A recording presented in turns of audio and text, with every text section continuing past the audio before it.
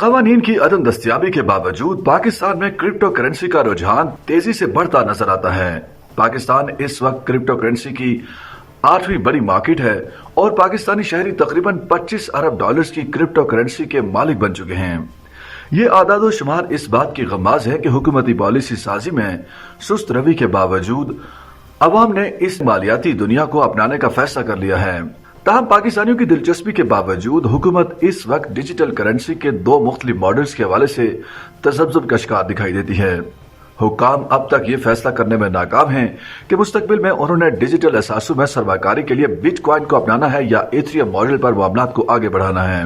ماہرین کے مطابق پاکستان کرپٹو کرنسی کے حوالے سے فیصلہ کن موڑ پر کھڑا ہے۔ ایک طرف بٹ کوائن مائننگ ملک کے زر مبادلہ کے ذخائر کو بڑھانے کا موقع فراہم کر سکتی ہے تو دوسری طرف ایتھریم جیسے ماڈلز اثاثوں کی ٹوکنائزیشن اور ڈیجیٹل معیشت کی نئی راہیں کھول سکتے ہیں۔ ماہرین کے مطابق کرپٹو کرنسی کے حوالے سے پاکستان کے پاس بے شمار مواقع موجود ہیں۔ کرپٹو کرنسی ملک کو اربوں ڈالر کے نئے ذخائر فراہم کرنے کے علاوہ نوجوان نسل کو عالمی ڈیجیٹل اکانومی کا حصہ بنانے میں بھی مددگار ثابت ہو سکتی ہے۔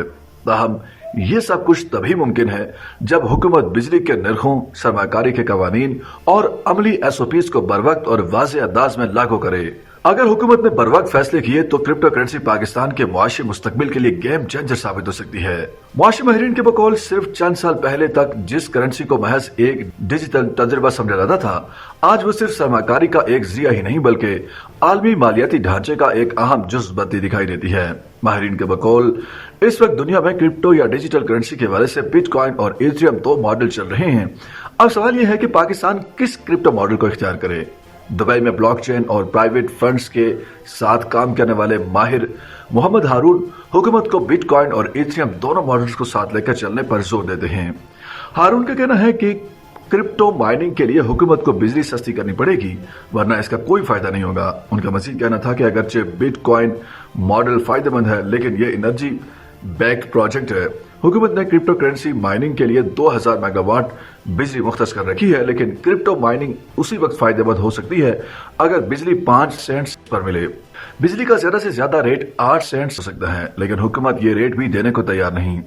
حالانکہ حقیقت یہ ہے کہ 8 سینٹ سے مہنگی بجلی پر کرپٹو مائننگ وارے میں نہیں رہتی۔ اس سے اوپر ریٹ پر مائننگ نہیں ہو سکتی اور سرمایہ سوئٹزرلینڈ جیسے ممالک منتقل ہو سکتا ہے۔ محمد ہارون کے بقول اگر حکومت کرپٹو مائننگ کے لیے بجلی کا ٹیرف کم کر دے تو پاکستان سالانہ اربوں ڈالرز کے بٹ کوائن ذخائر حاصل کر سکتا ہے۔ حکومت کو 2000 میگا واٹ بجلی ٹیرف کے عوض سالانہ کم از کم تقریباً 500 بٹ کوائنز مل سکتے ہیں۔ اس وقت ایک بٹ کوائن تقریباً 1,08,000 ڈالر کا ہے جو کہ 10 سال بعد کم و بیش 10 لاکھ ڈالرز تک پہنچ سکتا ہے۔ اس طرح پاکستان کو 5 ارب ڈالر سے زیادہ کے بٹ کوائنز مل سکتے ہیں۔ ان کا مزید کہنا تھا کہ پاکستان کے پاس تقریباً 20,000 میگا واٹ بجلی سرپلس موجود ہے۔ اگر ساری سرپلس بجلی کرپٹو مائننگ کو دے دی جائے تو تقریباً 50 ارب ڈالر سے زیادہ کے ذخائر حاصل کیے جا سکتے ہیں۔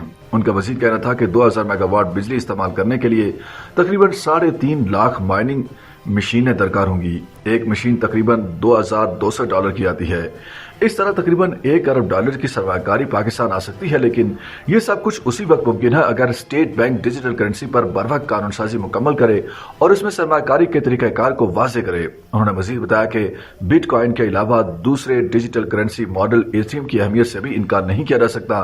یہ لچکدار اور جدید ٹیکنالوجی کرنسی ہے۔ اس میں کرنسی ٹریڈ کے ساتھ اثاثوں کی ٹوکنائزیشن کی جا سکتی ہے۔ ایتھریم نوجوان نسل کو ڈیجیٹل اثاثوں جیسے پینٹنگز، ریل اسٹیٹ یا دیگر انویسٹمنٹس کے حصے خریدنے کا موقع دیتا ہے۔